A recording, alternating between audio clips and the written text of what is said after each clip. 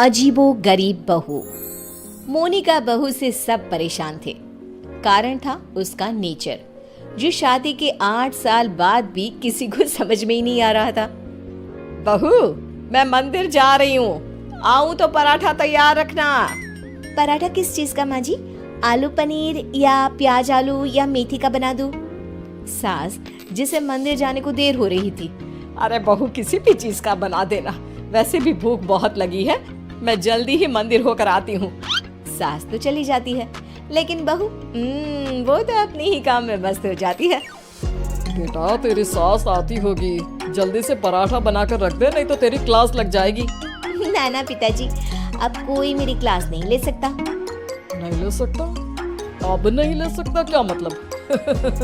तेरी सास तो आज तक मेरी क्लास ले रही है। पिताजी, मैंने तो शादी ही इसलिए की है कि मुझे पढ़ाई ना करनी पड़े। क्लास लेंगी सास तो मैं नहीं रह पाऊंगी। अरे तो जो होमवर्क देकर गई है वो जल्दी से पूरा कर ले बेटा। होमवर्क? कैसा होमवर्क? अरे परेशान हो गया मैं तो। कुछ नहीं बहू, कुछ नहीं, सॉरी, जा। माफी भी मांग रहे हैं पापा जी, और मुझे पता भी नहीं कि आपने क्या गलती कर दी। खैर, जा रही हूँ मैं।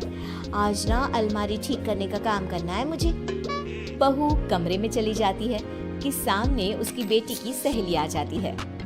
अरे मीरा बेटा, ये कौन है? माँ, ये मेरी सहेली है मायरा, पास के सेक्टर में रहती है।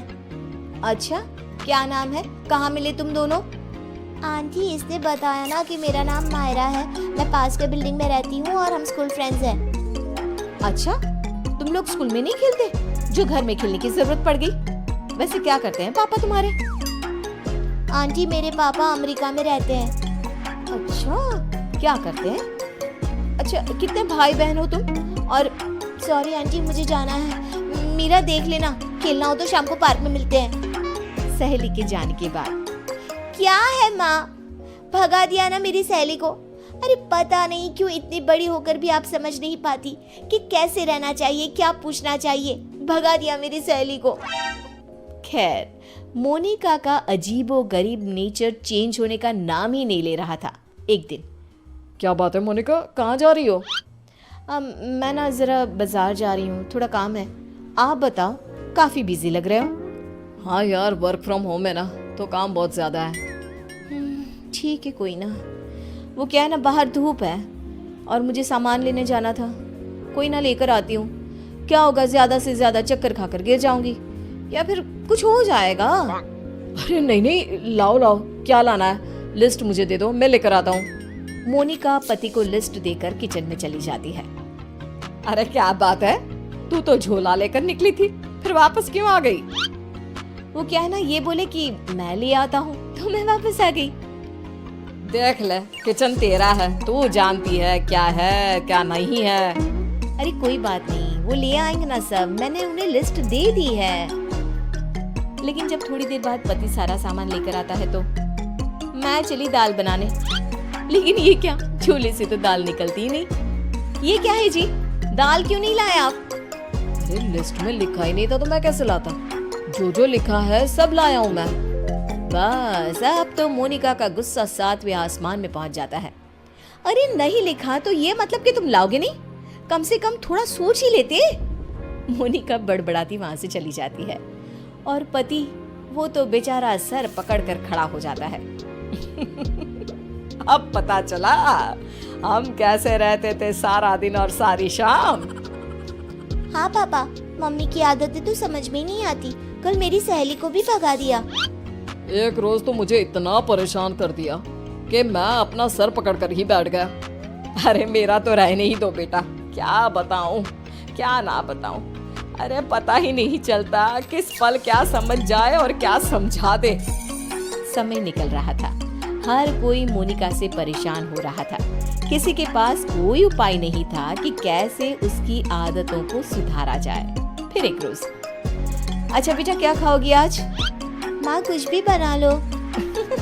कुछ भी क्या होता है? अरे बताना रानी बिटिया को क्या खाने का मन है। माँ, पालक पनीर। मेरी बेटी पालक पनीर खाएगी। लेकिन बेटा पालक तो है नहीं, कुछ और बता। माँ, बहुत दिनों से छोले भटूरे नहीं खाए। ओ, वो कैसे बनेगा बेटा? उसके लिए तो छोले भिगोने पड़ेंगे ना। बेटी माँ को जो भी बनाने को बताती, मोनिका कोई ना कोई परेशानी बता देती, जिसके बाद माँ कुछ भी बना दे, तू एक काम कर, दाल चावल ही उबाल दे। वही तो बनाया है बेटा, चल जल्दी से आजा खा ले। माँ चली जाती है, लेकिन बेटी परेशान हो चुकी होती है। क्या है, माँ ने जब बना ही लिया था दाल चावल, तो मेरा वक्त क्यों बर्बाद कर रही थी? तभी वहाँ दादी आ जाती है। क्योंकि तेरी माँ है ही ऐसी, यहाँ तेरे पास आने से पहले मेरा भी सर खा कर गई है। क्या कर सकते हैं अब। पर दादी, ऐसे हाथ पैर बांध कर भी तो नहीं रह सकते ना। हाँ बेटा, सही बोल रही है तू। बहू को तो समझाना ही होगा कि वो जो व्यवहार करती है वो ठीक नहीं है। बस फिर क्या था, सभी सोच लेते हैं कि जैसे को तैसा करना है। अगले रोज नाश्ते पर। ये क्या है मोनिका, पराठे क्यों बनाए? मुझे तो पोहा खाने का मन था। लेकिन मुझे कैसे पता चलेगा कि आपको पोहा खाना है? बता देते ना। बिल्कुल वैसे ही जैसे तुमको लगता था कि मुझे ये पता होना चाहिए था कि दाल लानी है। मोनिका को कुछ तो समझ में आ जाता है, लेकिन वो शांत रहती है। फिर अगले रोज, माँ जी, वो कल ना मेरा व्रत है, तो बताइए ना शाम की पूजा कैसे करनी होती है? कौन सी पूजा, साड़ी वाली या सूट वाली? माँ जी, साड़ी वाली। वैसे क्या खाते हैं उसमें? खीर ना, तो मैं अभी खीर बना लेती हूँ। कौन सी खीर बहू, चावल वाली या सूजी वाली? बहू समझ जाती है कि वो सास को जैसे कभी पराठे के लिए कंफ्यूज कर रही थी, सास उसे अब कंफ्यूज कर रही है। तभी डोरबेल बजती है। सामने होती है पड़ोसन, जो मोनिका से मिलने आई होती है। अरे बिटिया, माँ को बुलाना अपनी। माँ को? लेकिन इस वक्त आपको क्या काम है? छोटी सी है, लेकिन सवाल देखो, पुलिस की तरह दागी जा रही है। बेटा, उनसे चीनी लेनी थी। अच्छा, आपकी कटोरी में या हमारी? बेटा, वो मैं लेकर आई हूँ, जरा माँ को बुला दो। कल पड़ोसन के घर क्या झगड़ा हुआ, ये भी पूछना था। ये क्या बात हुई, किसी के घर के झगड़े को डिस्कस करना? वैसे आपके पति क्या करते हैं? वो कितने बजे ऑफिस जाते हैं? और माँ जब शाम को वॉक पर जाती है, तो क्या उस वक्त आप लोगों की बात नहीं होती? मोनिका बेटी की सारी बात सुन रही थी, लेकिन जैसे ही वो बेटी को कुछ कहती, पड़ोसन उल्टे पैर भाग जाती है।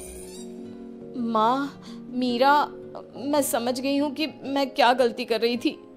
मुझे माफ कर दीजिए प्लीज।